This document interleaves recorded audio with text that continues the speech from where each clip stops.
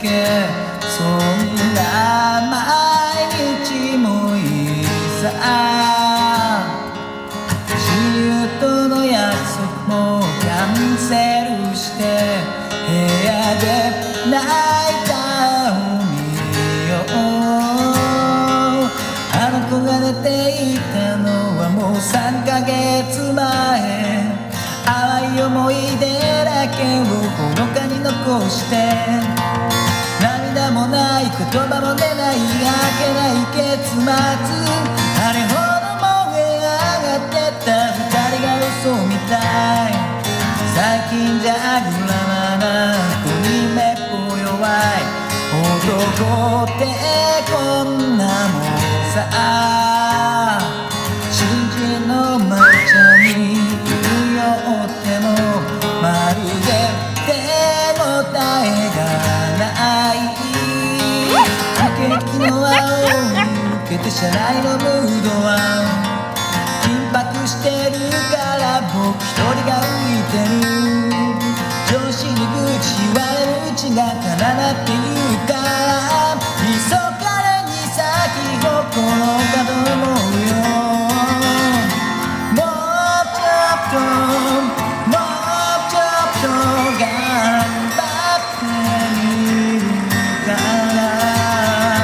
ねえもっとねえもっといいことがあるから。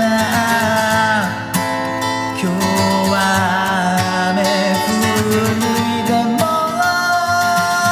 いつの日にか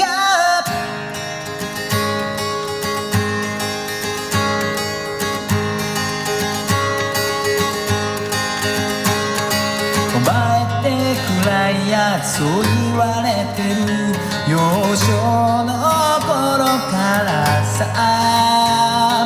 1DK 狛江のアパートには岩のインコを飼うわ。たまに実家に帰れば真面目で顔して出来損ないの僕に母親は繰り返す。生きてるうちに真顔が期待それもわかる気がする。なるべくいい子探したいって思っちゃいるけどもうちょっともうちょっと僕を信じてみて。こうなっちゃうこうなっちゃう後戻りできない。イメージはいつでも雨のち晴れ。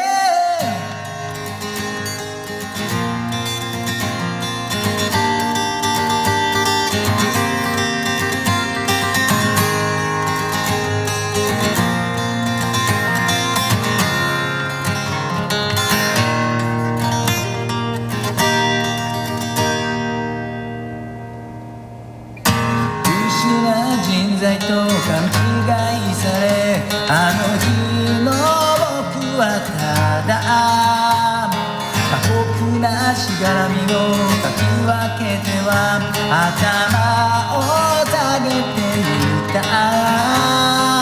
若さで乗り切れるのも今年ぐらいだね。この先どうなるのかなんて誰もわからない。その日暮らし楽しく生きりゃいいのかもしれないね。そんなこと思いながらもまた日が暮れる。もういいやもういいや疲れ果てちまった。そう言ってここまで来たじゃないか。今日は雨降りでもいつの日にかもうちょっともうちょっと頑張ってみるから。ねえもっとねえもっといい